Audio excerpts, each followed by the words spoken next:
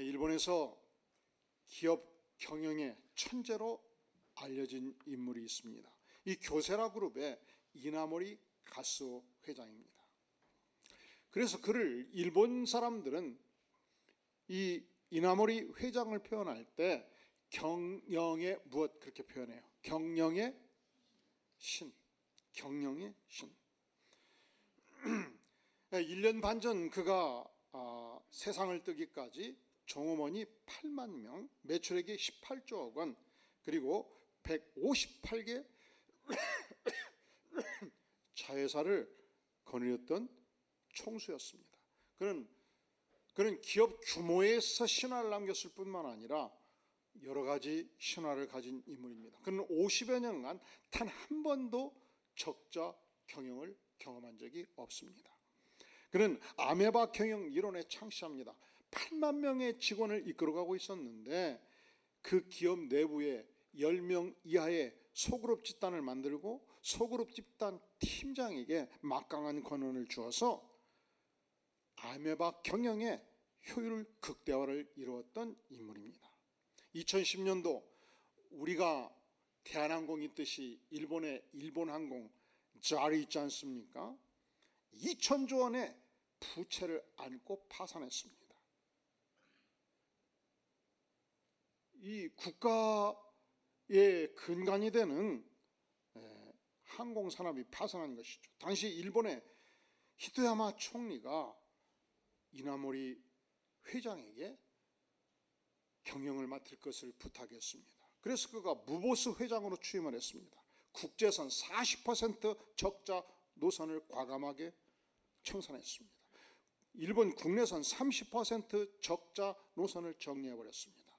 1만 6천여 명의 인원을 감축하고 경영 3년째 흑자로 전환시키고 2012년도 도쿄 증시에 재상장한 것입니다. 자, 그의 이름이 뭐라고요?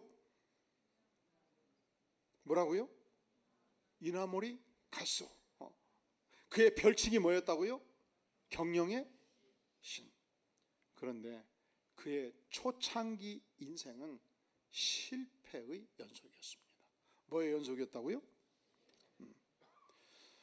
사랑하는 성도 여러분, 만약에 여러분 중에서 내가 살았던 인생의 전반부, 지금까지의 생애가 이렇게 시도했다 실패하고 이렇게 실수하고 이렇게 어려움을 지금도 겪고 있다면 이 인물에 주목해 보시기 바랍니다. 그는 중학교 입시에 실패했습니다. 결핵을 앓고 중병으로 죽으려다 살았습니다. 대학 입시에 낙방했습니다. 그래서 이 2차 자그마한 지방대학에 겨우 입학을 했고 졸업을 했습니다. 졸업할 당시 불황이어서 도무지 취직이 되지 않다가 작은 중소기업에 취업을 했습니다. 취업을 했는데 이 회사도 경영난이 겹쳐가지고 직원들에게 월급을 줄 수가 없었습니다. 입사 동기생들이 모두 떠났습니다. 혼자 남은 것입니다. 이 절망의 시절 그는 결핵을 앓았을 때 읽었던 책 한 구절을 기억합니다.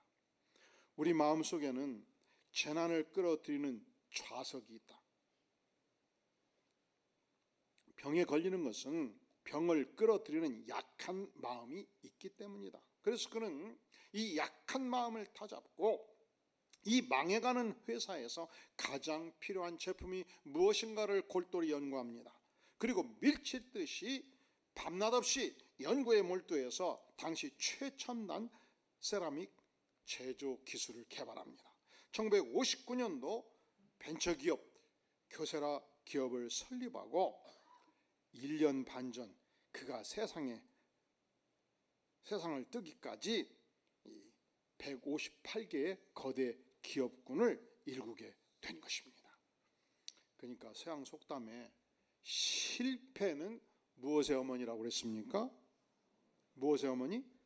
성공의 어머니. 우리가 신구약 성경에서 가장 위대한 인물 예수 그리스도를 빼면 누구를 지목할 수 있을까요? 요셉, 엘리야, 베드로, 모세. 모세는요, 우리가 구약 성경 39권 중에서 모세오경은 나머지 34권의 기초가 되는 성경이라고 말합니다. 그러니까 39권의 가장 중요한 성경의 기초가 모세오경이 있습니다. 이 모세오경을 누가 썼습니까? 모세가 썼어요. 하나님의 영감을 받아가지고. 모세는 이스라엘 백성들이 전 백성이 애굽의 노예가 되었을 때 하나님의 사명을 붙잡고 이 노예된 백성을 이끌어서 자유의 백성으로 만든 위대한 하나님의 사람입니다. 그런데 오늘 본문은 모세의 전세에서 가장 처절하게 실패했던 모습을 보여주고 있습니다. 성경이 위대한 것은 이 위대한 인물들이 겪었던 인생의 처절한 실패, 실수, 약점들을 과감없이 다 기록해주고 있습니다. 왜 그럴까요? 이것은 우리가 한 인간으로서 인생의 처절한 실패를 맛볼 때 마치 모세가 실패를 극복하고 일어서서 하나님께 쓰임받을 수 있듯이 우리도 인생의 어떤 실수와 실패가 있다 할지라도 하나님의 은혜를 덧입으면 하나님께 위대하게 쓰임받을 수 있다는 사실을 보여주기 위함이 아니겠습니까? 모세는 하나님의 백성 히브리인의 아들이었습니다. 모세는 우여곡절 끝에 당시 지중해에서 최대 강국이었던 애굽의 공주의 양자가 되었습니다. 그것은 무엇을 말합니까? 그 시대 최고의 황실 교육을 받았고 그 시대 최고의 산의 진미 음식을 먹었고 그는 권력의 정점에서 이루어지는 일이 무엇인지 권력이 얼마나 강력하고 위대한 것인지 직접 체험했던 인물입니다. 하지만 그가 장성했을 때 자신이 노예된 백성의 아들인 것을 알았습니다. 자신의 동족들이 길거리에서 혹독하게 노동하는 현장을 목격합니다. 그리고 어떤 애굽인이 자신의 동족인 히브리인들을 치고 때리고 학대하는 모습을 목도합니다. 그는 더 이상 참을 수가 없었습니다. 의협심이 발동되었습니다. 좌우를 살펴보니 아무도 없습니다. 그래서 욱하는 심정으로 동족을 학대하는 애굽인을 죽도록 때려 패버린 것입니다. 그리고 땅에 묻어버렸습니다. 왜냐하면 죽어버렸기 때문에. 다시 앞뒤 좌우를 봤습니다. 아무도 없었습니다. 이제 완전히 세상에 묻혀진 사건이다 생각했습니다. 다시 어느 날 거리를 나갔을 때 이제는 히브리인들끼리 치고 받고 싸웠습니다. 아니 어찌 하나님의 백성이 저럴 수가 있단 말인가? 그런데 모든 싸움에는 시시비비를 가릴 수가 있지 않습니까? 도무지 억울하게 때려 맞는 사람이 있고 지독하게 자기가 잘못하고서 공격하는 사람이 있지 않겠습니까? 그래서 이 억울한 사람을 돕기 위해서 공격하는 자를 향하여 너가 그리 잘못을 했을진데 왜 너가 같은 민족으로서 억울하게 저 히브리인을 친단 말인가? 뜯어 말렸습니다. 그때 놀라운 선포를 듣게 되는 거예요. 깜짝 놀랐어요. 왜 놀랐습니까? 자, 14절 같이 한번 읽어볼까요? 시작. 그가 이르되 누가 너를 우리를 다스리는 자와 재판관으로 삼았느냐? 내가 애굽 사람을 죽인 것처럼 나도 죽이려느냐? 모세가 두려워 이르되 일이 탈로 되었도다. 영원히 묻힐 줄로 알았던 한 사건, 내가 억울하게 우리 히브리인을 치고 때렸던 학대자 애굽인을 쳐서 땅에 묻어버린 사건을 지금 고발하고 있는 것입니다. 큰일 났다.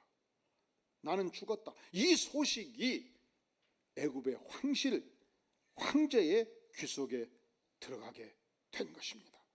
그는 자기가 태어났고 자기가 자랐던 황실을 떠났습니다. 애굽의 땅을 떠났습니다. 미디아 땅으로 흘러 들어간 것입니다. 어찌해서 모세가 실패하게 되었는가? 그 실패의 원인을 깊이 성찰하면 하나님이 모세 같은 인물도 이렇게 사람을 죽이기까지 극악의 죄를 범했음에도 불구하고 하나님이 위대하게 사용하실 수 있다면 나의 작은 실수, 내 인생의 실패를 얼마든지 하나님께서 묻고 나를 사용할 수 있지 않겠습니까?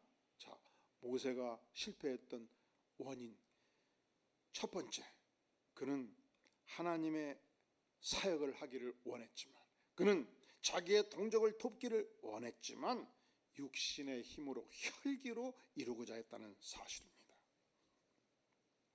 우리가 아무리 소중한 일을 해도, 하나님의 위대한 사역을 해도 하나님의 방법으로, 하나님의 뜻을 따라, 하나님의 성령의 힘에 의지해 사는 것이 중요한 것입니다.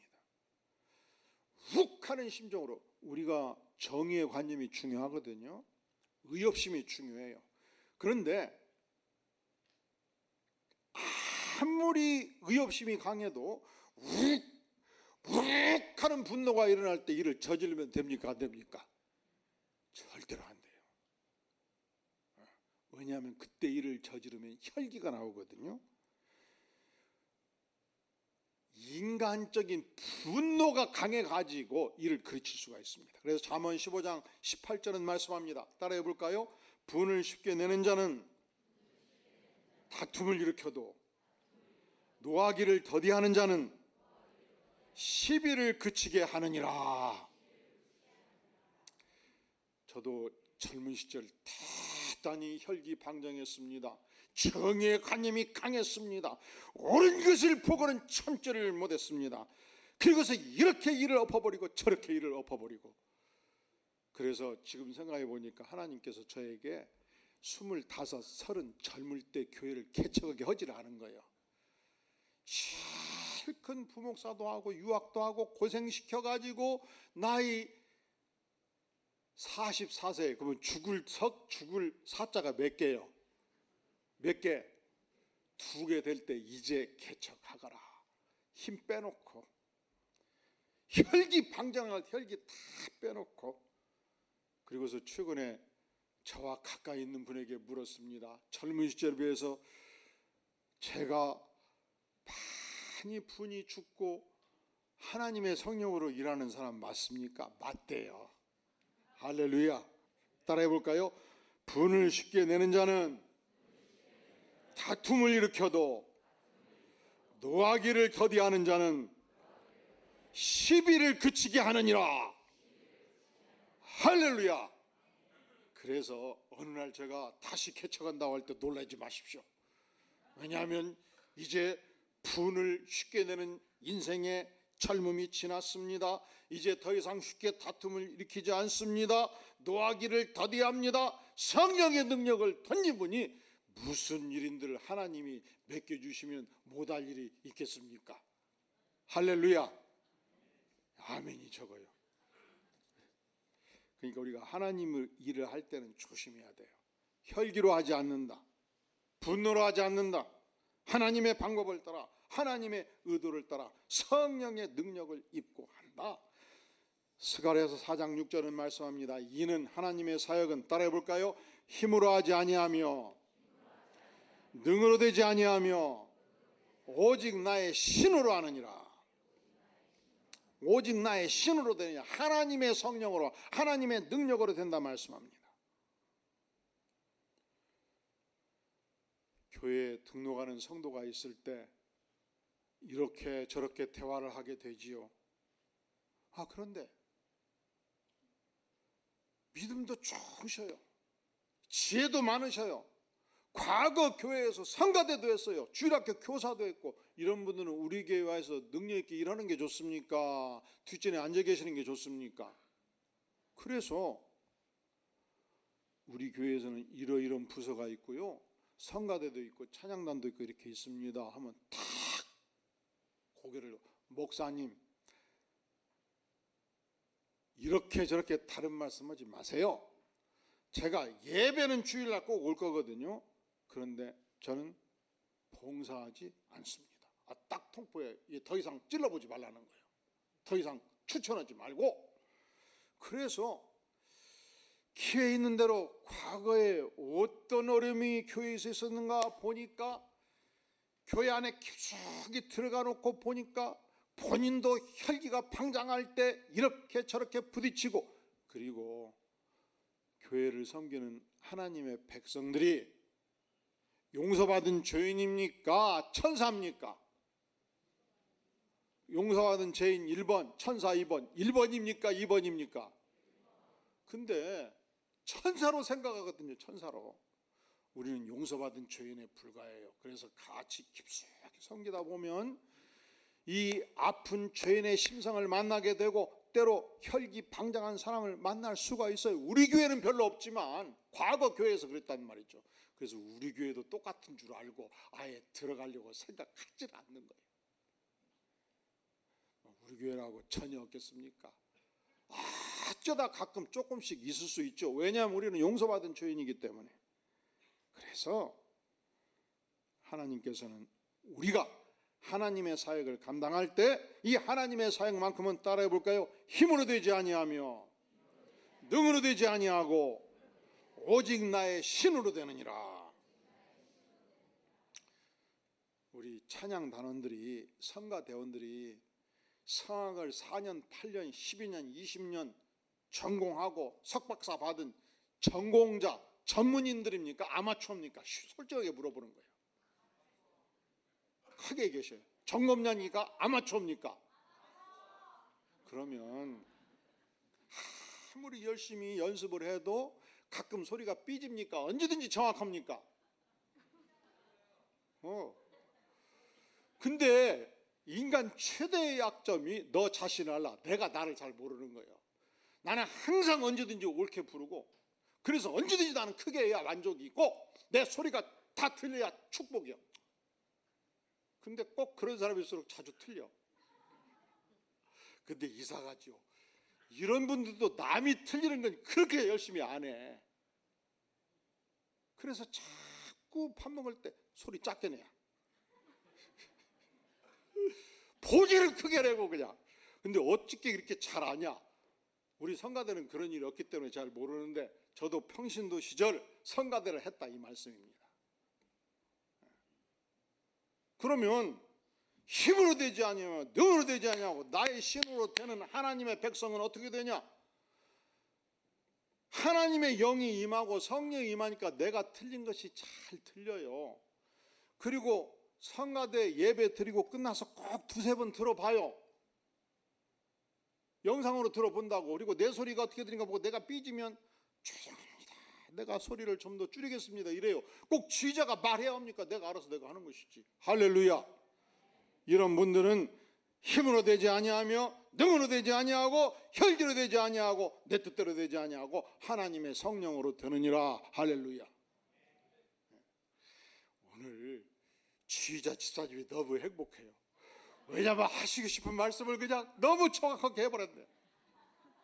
그런데 또 하나, 성령이 임하면 다른 사람이 틀리게 불러도 그렇게 이쁘게 보여. 저 양반이 앉아있으니까 참 삐지는 것도 은혜다. 모두 따라해 주세요. 삐지는 것도 은혜다. 이때 따라하기 힘들면 성령의 은혜가 임하질 않아요. 뭐가 은혜라고요? 그러면 성가대만 그러냐? 찬양단도 그렇고 찬양단만 그러냐? 모든 부서가 그런 거예요. 우리 죄 많은 인생들이 함께 섬길 때 이렇게 삐지고 저렇게 삐져도 이쁘게 보여야 성령이 임한다 이 말입니다. 모세가 실패한 첫 번째 원인, 하나님의 사역을 성령으로 감당하지 아니하고 혈기로 육신의 힘으로 이루고자 했기 때문에. 혈기가 임하면 율법이 강해져요. 혈기가 임하면 그냥 괴로워 죽어. 그냥 다닐 때마다 똑바로 걸어. 소리 작게 내고 눈 크게 떠. 왜 졸아 예배 때? 왜 이렇게 내가 예배 드리는데 다른 사람에게 거슬렸어? 아니 죽겠네. 그러면 내가 은혜가 떨어지잖아요. 여러분 예배 드릴 때 나한테만 주목하고 하나님께만 주목할 수 있기를 바랍니다. 두 번째, 우리가 혈기가 강하고 육신의 힘이 강하면 기도가 안 나와요. 혈기가 강하고 육신의 힘이 강하면 준비 없이 일을 실행해. 지금 모세가 그렇지 않습니까? 욱하는 심정이 일을 저질러 버리지 않습니까? 언제 기도하겠습니까? 언제 충분히 준비합니까? 언제 연구를 거듭해서 충분히 기도해서 충분히 준비해가지고 완성된 작품으로 하나님의 사역을 감당하겠습니까?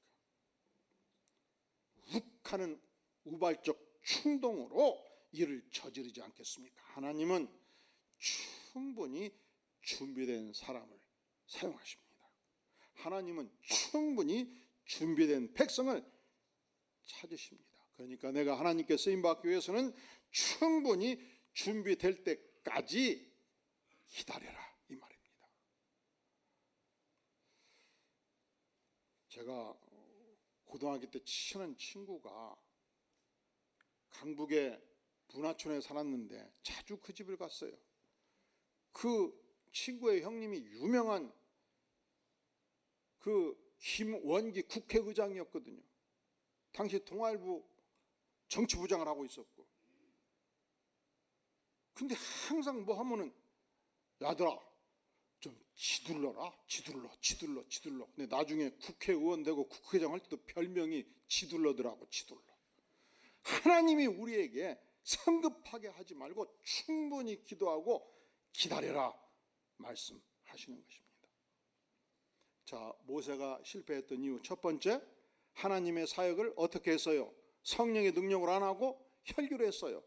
감정으로 했어요. 충분히 기도하고 준비하지 않고 했어요. 그리고 결정적 실수가 있었습니다. 그것은 모세가 충고했던 차로부터 언급되고 있는 것입니다.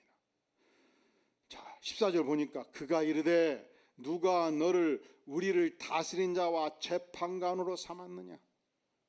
그러니까 모세는 자기 스스로 교만해 가지고 자기가 지도자가 되었고 자기가 재판관이 스스로 되어 있었다는 것입니다.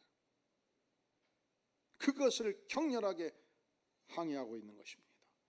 사도행전 7장 25절에 보면 쉬운 성경이 이렇게 표현하고 있습니다. 모세는 자기 동족들이 하나님께서 자기를 사용하여 자기 동족을 구원해 주신다는 것을 깨달을 것이라고 생각했습니다. 하지만 그들은 깨닫지 못했습니다. 이게 쉽게 표현하면 이런 뜻이에요. 모세는 이렇게 이해하고 있었습니다. 모세는 백성들이 모세 자신을 노예에서 구원해 주는 위대한 지도자로 당연히 생각할 걸로 여겼습니다. 이것은 무엇을 말합니까? 모세 스스로 지도자가 되었고 모세 스스로 교만을 떨고 있었다. 이것이 모세 인생의 함정이었다 말씀하고 있는 것입니다. 교만이 실패의 원인이 된 것입니다. 성경은 교만은 패망의 선봉이라 말씀합니다. 우리가 언제든지 하나님 앞에서 머리 숙이고 절대 복종, 절대 겸손, 절대 순종의 삶을 사는 것이 하나님께 쓰임받는 비결이 되는 것입니다. 자, 그가 살인자로서 처절한 실패자가 되었습니다. 그렇다면 어떻게 이 실패를 딛고 과연 일어설 수 있었습니까? 인간은 누구나 실수할 수 있어요. 때로는 실패할 수 있어요. 때로는 사람들의 눈을 볼 때 다시는 일어설 수 없다 평가받는 상황에 이를 수 있습니다. 하지만 하나님의 은혜가 임하면 과감하게 실패의 현장에 일어나서 다시 하나님께 쓰임받을 수 있다는 것이 모세의 생애가 증언하는 바입니다. 먼저 그는 애굽의 왕이 자기를 죽이려고 했기 때문에 과감하게 자기가 살았던 애굽의 터전을 떠났습니다. 미디안 땅으로 들어간 것입니다. 실패의 현장을 떠났습니다. 그리고 미디안 지역에 들어가서 자기가 할 수 있는 최선을 다해서 고통당하는 사람들을 도왔습니다. 마침 목동들이 여인 7명을 괴롭히고 있었습니다. 이 여인들을 구출하였고 여인들을 도왔고 여인들이 돕고 있던 양떼들을 먹여 살리는 일을 감당을 하고 있었습니다.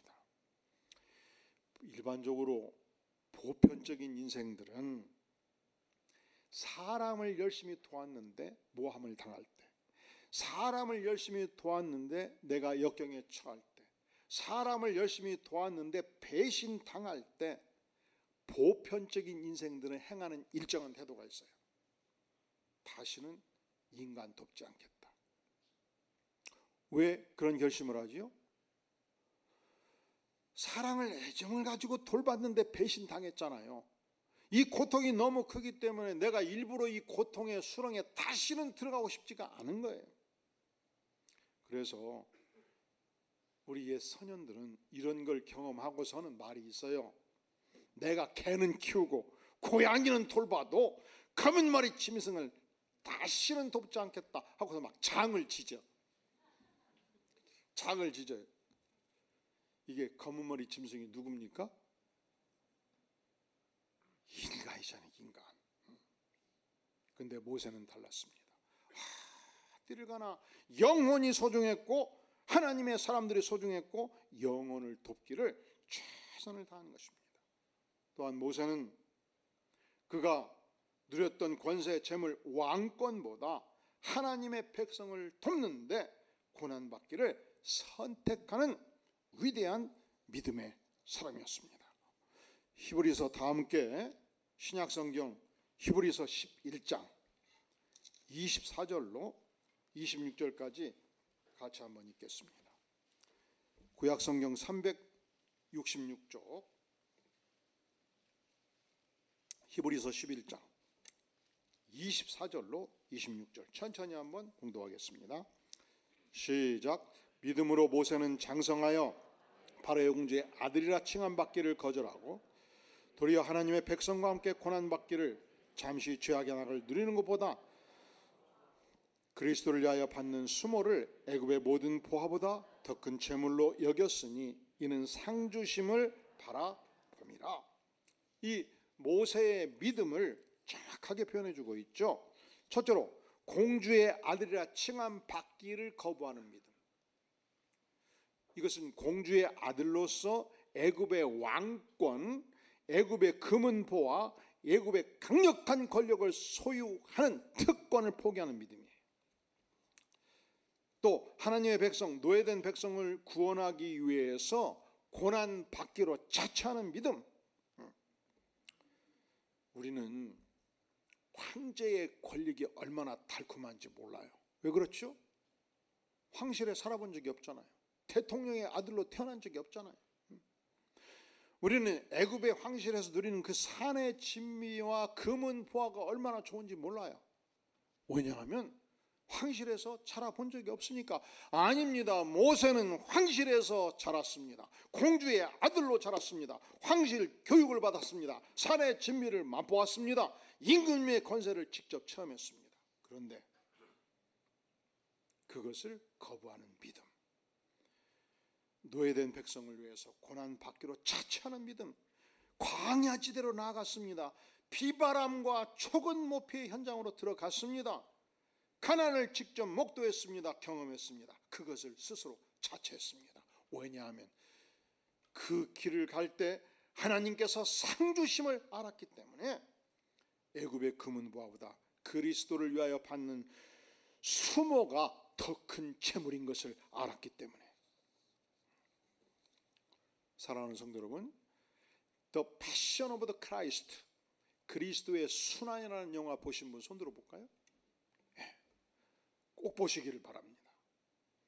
이 영화를 그 유명한 배우 멜 깁슨이 직접 메가폰을 들고 감동했던 영화입니다. 그는 이 영화를 만들기 전에 약물 중독, 마약 중독에 시달리고 있었습니다. 인생의 고통이 너무 컸습니다. 그런데 35살 되었을 때 이 약물 중독 상태에서 성경을 읽기 시작합니다. 그때 십자가에 고통당하시는 주님을 만나고 그때 십자가의 복음을 깨닫고 거듭난 그리스도인이 됩니다. 그때부터 꿈을 꾸기 시작합니다. 하나님, 제가 이 약물 중독을 청산하고 하나님, 제가 예수 그리스도의 복음을 따라 이 순도 100% 복음의 영화를 만들겠습니다. 그런데 아무도 스폰서가 나타나질 않는 거예요. 그의 명성으로 볼 때 다른 영화 한다면 몇백억 몇천억 자금이 들어오는데 예수 그리스도의 순환의 영화는 아무도 스폰서를 하잖아요. 왜 그럴까요? 종교 영화 만들면 다 망했거든. 딱 하나만 성공했어요. 배너 영화 빼고 다 망했어요. 누가 스폰서를 하겠습니까? 그래서 그가 결단합니다. 스폰서가 없다면 좋다. 내 모든 개인 재산을 때려넣자. 얼마든지 은행 자금 쓰자. 망해도 좋다. 망해도 좋다는 믿음으로 이 영화를 시작합니다. 무려 개인 재산 2,500만 달러 350억 원을 쏟아붓습니다. 이때 놀란 표정을 좀 지어주세요. 얼마를 썰어 부었다고요? 상상이 됩니까?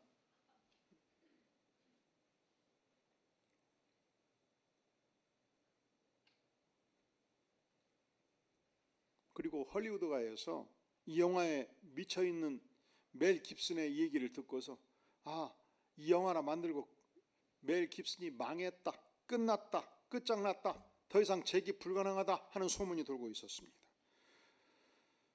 그런데 놀라운 것은 개봉 첫날 2,360만 달러의 흥행 실적을 이루고 350억 원 투자한 모든 제작비를 하루에 회수했습니다. 극장마다 부흥회가 진행되었습니다. 강도 살인범이 이 영화를 보고 회심하고 예수님께 나왔습니다. 미국에서, 남미에서, 유럽에서, 호주에서 수많은 사람들이 회개하기 시작했습니다. 심지어 이슬람 국가에서까지 엄청난 회심의 역사가 있었습니다. 망해도 좋다. 예수 그리스도의 고난의 영화를 만들다가 어떤 고난 영화도 좋다. 이 믿음을 가졌을 때 하나님께서 그 인생을 축복한 것입니다. 한 시사회에서 멜 깁슨이 이런 질문을 받습니다. 어떻게 당신은 아무 스폰서도 없이 무려 350억 원이나 개인 재산을 쏟아붓고 이 영화를 감히 만들려고 생각하셨습니까? 그가 말합니다. 성령께서 내게 임하셨습니다. 주님은 저에게 복음 전파의 도구로 이 영화를 어떤 대가를 치르고라도 만들라 명하셨고 나는 순종했을 뿐입니다. 기도합니다. 영광의 주님, 우리가 혈기로 준비 없이 기도하지 않고 교만을 떨다가 이렇게 실패했고 저렇게 실패했습니다. 하지만 주님, 예수 십자가의 복음을 우리가 붙들고 하나님의 영광을 위하여 때로 고난이 닥친다 할지라도 전능자 하나님을 믿는 온전한 믿음으로 순종하며 나아가기를 구합니다. 아버지여, 순종하는 백성들의 심령 속에 은혜를 더하여 주시옵소서. 예수님의 이름으로 간절히 기도하옵나이다. 아멘.